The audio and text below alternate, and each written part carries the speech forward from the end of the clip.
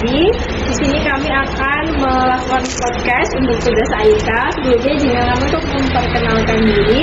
Perkenalkan nama saya Syarifian Patricia NIM 002. Saya Nisa Ramadhani NIM 005. Saya Ariel Reginald Pradana NIM 001. Saya Wisnu Aldito NIM 015. Saya Jesa NIM 2020 004. Saya Muhammad Rafi Tanto NIM 011. Saya Muhammad Abdul Rahman Saputra dengan NIM 008. Oke, untuk sesi perkenalan dicukupkan terlebih dahulu.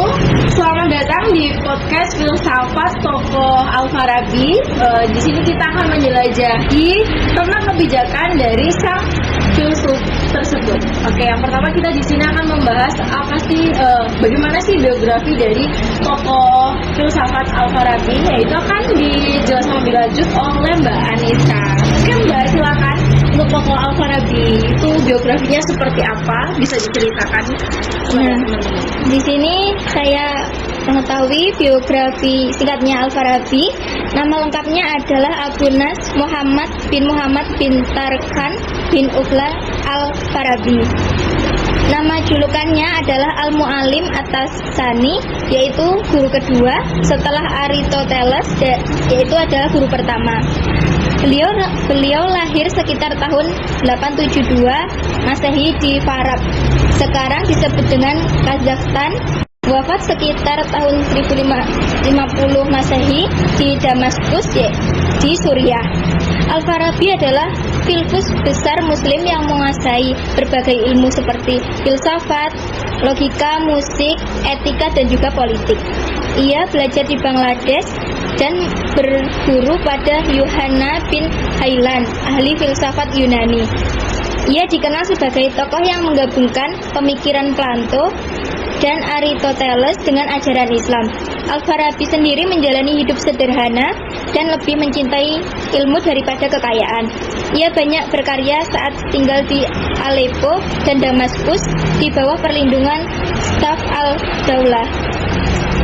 Itu saja sih Mbak yang saya ketahui dari biologi dari Al-Farabi. Oke, baik. Untuk biografi dari tokoh filsafat Al-Farabi sendiri sudah dijelaskan ya oleh Mbak Anissa.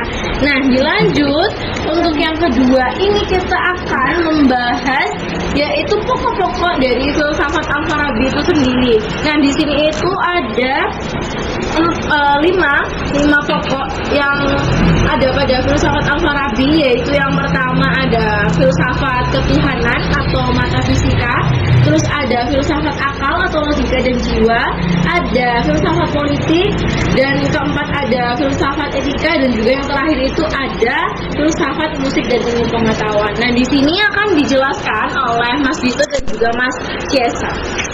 Silakan Mas, silakan. Yang pertama adalah filsafat ketuhanan.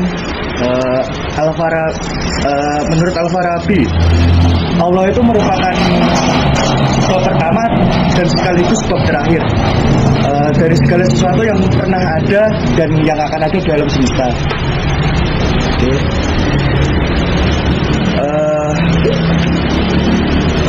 Menurut Al-Farabi, Tuhan itu tidak memiliki awal dan tidak memiliki akhir. Konsep ini disebut teori emanasi yang menjelaskan bagaimana dari Tuhan yang Esa muncul di alam semesta secara bertahap. Oke, yang kedua, yang B, filsafat akal, logika, dan jiwa. Oke. Yang pertama adalah akal potensial, kemampuan untuk berpikir tapi belum digunakan secara tindakan. Dan yang kedua adalah akal aktual, yaitu mulai berpikir dan memahami hal-hal dasar yang akan dilakukan untuk mengeksekusi hal tersebut.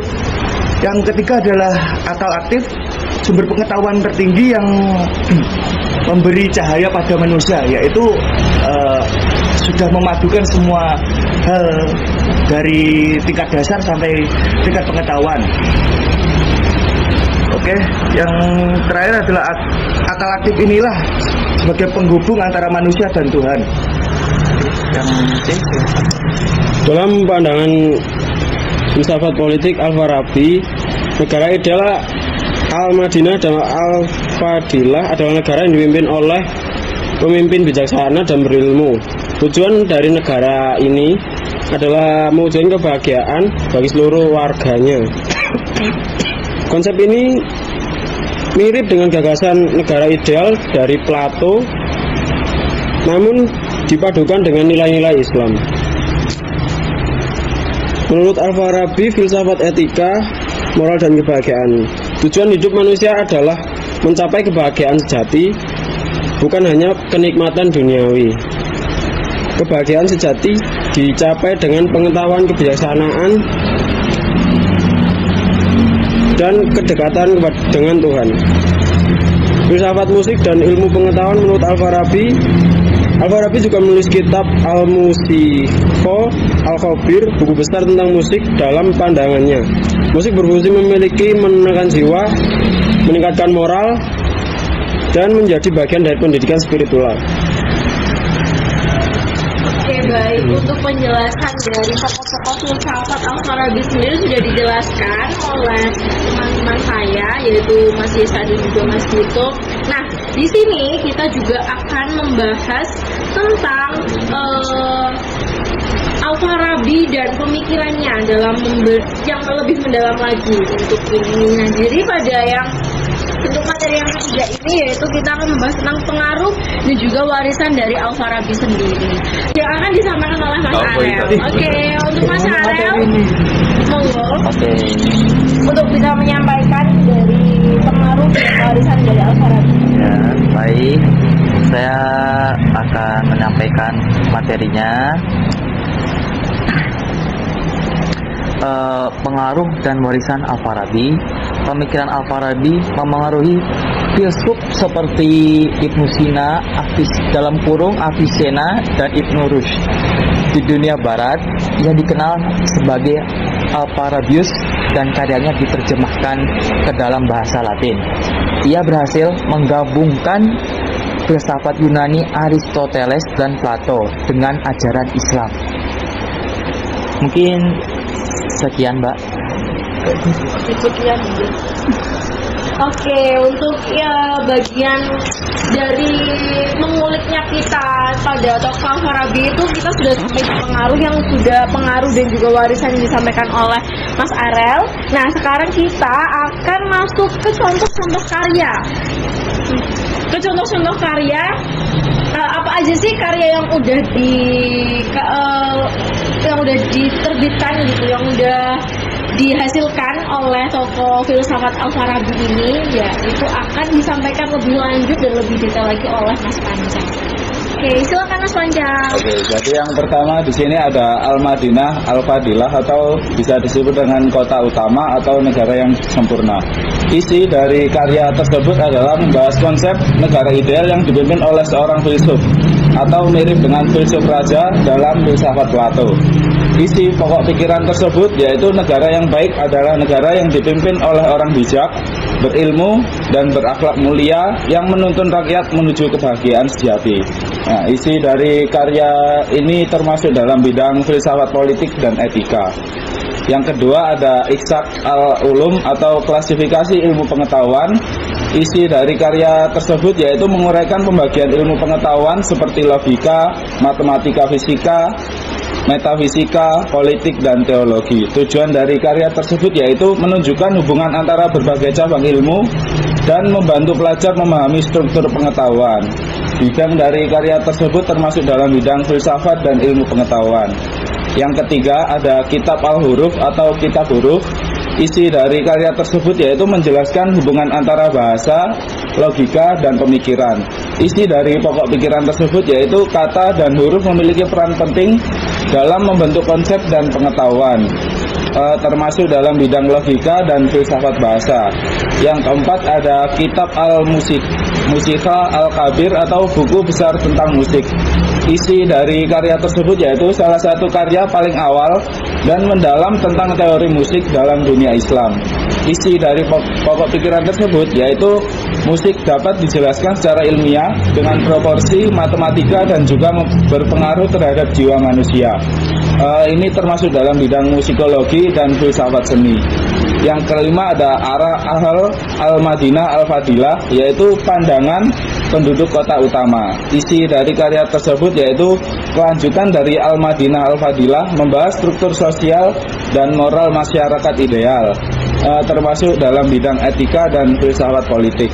Yang keenam ada Risalah fi al-Akh, risalah tentang akal.